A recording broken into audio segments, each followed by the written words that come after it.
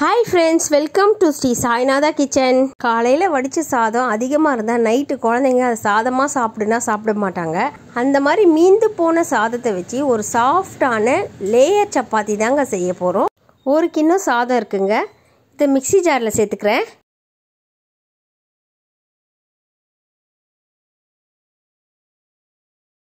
இப்போ இதில் கொஞ்சமாக தண்ணி ஊற்றி நல்லா நைஸாக அரைச்சி எடுத்துகிட்டு வந்துடலாம். நல்லா நைஸாக அரைச்சி எடுத்துகிட்டு வந்தாச்சு.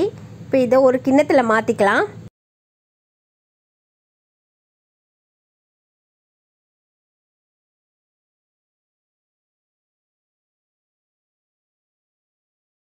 இது கூடவே நான் எந்த கப்பில் சாதம் அளந்தனோ அதே கப்பில் 1 கப் அளவு கோதுமை மாவு சேர்த்துக்கிறேங்க. தேவையான அளவு உப்பு சேர்த்து நல்லா கலந்து விட்டுடலாம். மாவு பிசைகிறதுக்கு தண்ணி தேவையில்லைங்க. நம்ம சாதம் அரைச்சி வச்சுருந்தோம்ல, அந்த பேஸ்ட்டில் இருக்கிற தண்ணியே போதுங்க. இப்போ நல்லா பிசைஞ்சிக்கலாம். இப்போ பிசைஞ்சாச்சு, ஆனால் கையில் கொஞ்சம் பிசு பிசுன்னு ஒட்டுதுங்க. அதனால் நான் ஒரு 1/4 கப் அளவு கோதுமை மாவு எடுத்து இதில் சேர்த்து நல்லா பிசைஞ்சிக்கிறேங்க.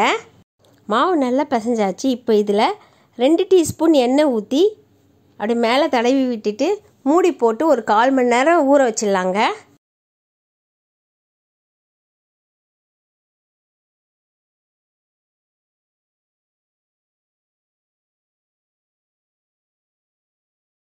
கால் மணி நேரம் ஆயிடுச்சு. மாவை எடுத்து நல்லா பிசைஞ்சு உருண்டைகளாக பிடிச்சிடலாம்.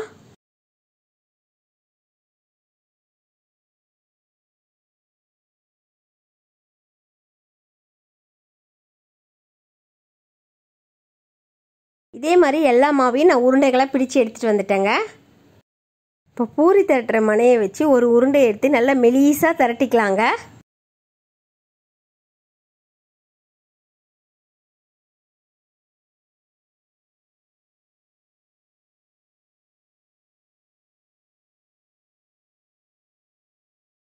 சப்பாத்தி திரட்டியாச்சுங்க. இதில் எண்ணெய் ஊற்றி நல்லா தடவி விட்டுடலாம்.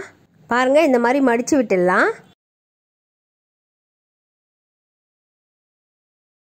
கொஞ்சமாக மாவு தெளித்து நல்லா மெலிசாக திரட்டிடலாங்க.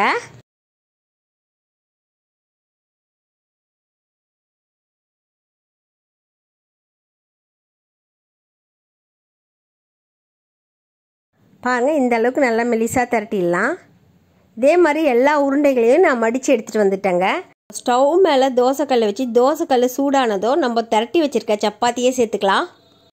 பாருங்கள், சப்பாத்தி எந்த அளவுக்கு உப்பி வருது. இதை திருப்பி போட்டுடலாம். சாஃப்டான சப்பாத்தி ரெடி ஆயிடுச்சுங்க. இப்போ இதை எடுத்து ஒரு தட்டில் எடுத்து வச்சிடறேன். காலையில் செஞ்ச சாதத்தை நைட்டு சாப்பிடுனா சாப்பிட மாட்டாங்க. இந்த சாதத்தை வச்சு நல்லா சாஃப்டான டேஸ்டியான சப்பாத்தி செஞ்சுட்டு அதுக்கு சைட் டிஷ்ஷாக நம்ம குருமா, சால்னா, கேப்சிகம் பொட்டேட்டோ கிரேவி இது மாதிரி செஞ்சு வச்சுட்டா சப்பாத்தி வானானே சொல்ல மாட்டாங்க. அவ்வளோ சூப்பராக சாப்பிட்ருவாங்க.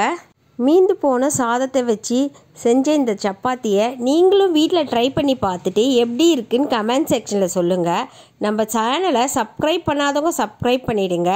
இந்த வீடியோ பிடிச்சிருந்தா லைக் பண்ணுங்கள், ஷேர் பண்ணுங்கள், சப்ஸ்கிரைப் பண்ணுங்கள், பக்கத்தில் இருக்க பெல் ஐக்கானை கிளிக் பண்ணிக்கிங்க. தேங்க்ஸ் ஃபார் வாட்சிங்.